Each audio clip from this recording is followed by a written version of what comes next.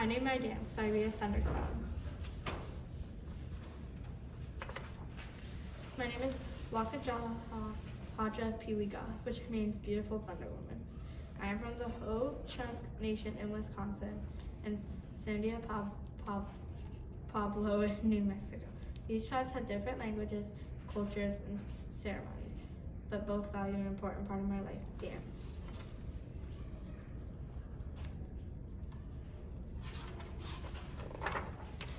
When I was 4 years old, I came home from school and there was a beautiful orange jingle dress, hand-sewn by my mom, hanging on the door frame.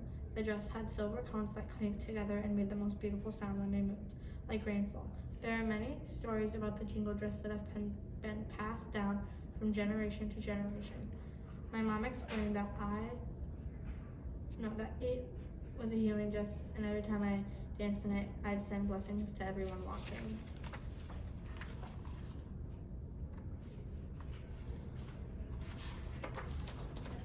In receiving the jingle dress, I was preparing to be brought into the powwow circle. A powwow is when we gather to honor our culture through song and dance. Dancers, tribal members, and spectators come together to celebrate at the dance arena. The arena is a circle to symbolize unity, where there is no beginning and no end, just infinite connections to the spirit, world, and earth. Drummers line up along the edge and center of the arena, and their drum beat represents the heartbeat, the source that gives us, the dancers, energy.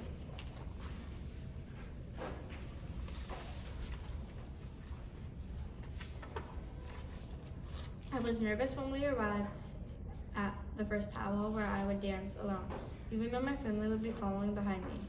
The powwow was packed. Right before the first drum beat sounded, my youngest brother walked over and whispered in my ear, "Dance hard." That invigorated my spirit, and I danced and danced, feeling full of life.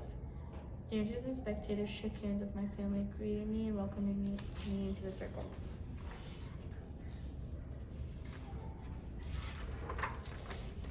Every summer after that, my older brothers and I would hit the powwow trail.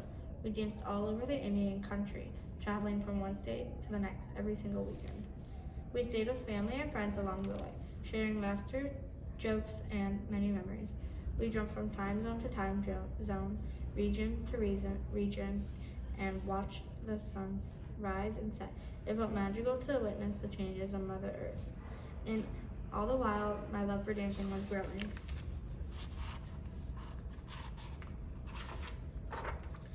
At 13, I started dancing the fancy shawl, which is a style that mimics the butterfly, fast and athletic.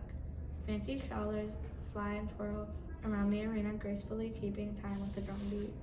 I was learning that dance isn't just one thing. It is fluid and evolves just as a caterpillar becomes a butterfly. I discovered contemporary dance, then tap, jazz, ballet, and modern. I couldn't get enough. I wanted to try it all. I could feel myself transforming into the dancer I was meant to be.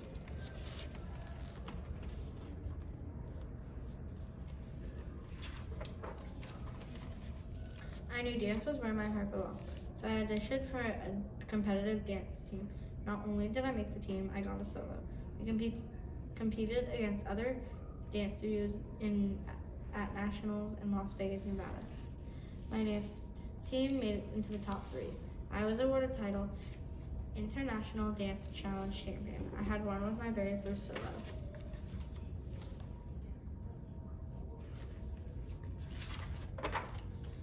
But not every moment in my dance journey felt like a celebration.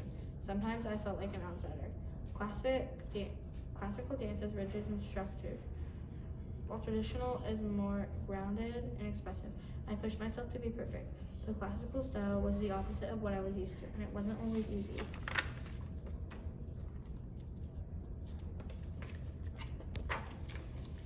Even though I was dancing in front of large crowds, I relied on dance to express myself because I was shy. In high school, I didn't fit in. I didn't look like anyone around me. I was tall, with long hair, and a name that my classmates couldn't pronounce. No one said my name correctly, and I never corrected them. I was the only Indigenous girl in class. But my dance life was very different from my school life. Dance gave me another language to express myself, especially when things felt hard. I could always dance it out and feel better. Dance was my path, so after high school I became a professional dancer. I traveled far and wide to perform in Russia, New Zealand, Italy, Greece, Czech Republic, Canada, Turkey, and all over the USA.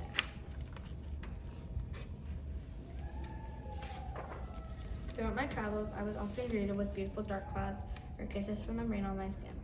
I knew that I was never alone and that my ancestors were watching over me. No matter how far I went, I would always return to my homelands, to the sound of the drums.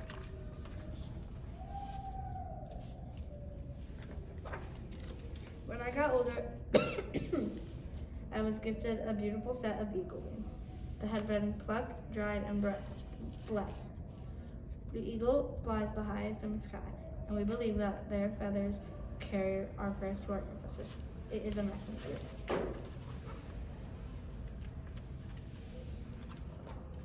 The connection to the sky elements has always been part of who I am.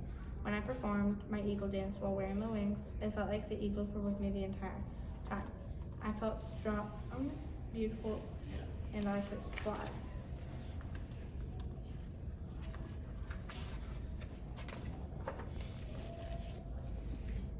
I transformed again when I was gifted a daughter. Yeli Hawawida, she brings good energy with her by my side. I continue to dance through this life. I correct people when I say her wrong, so she will correct them also. Every time someone says our name, they are speaking a language that still exists, and a culture that we still honor, despite many attempts to wipe it out forever.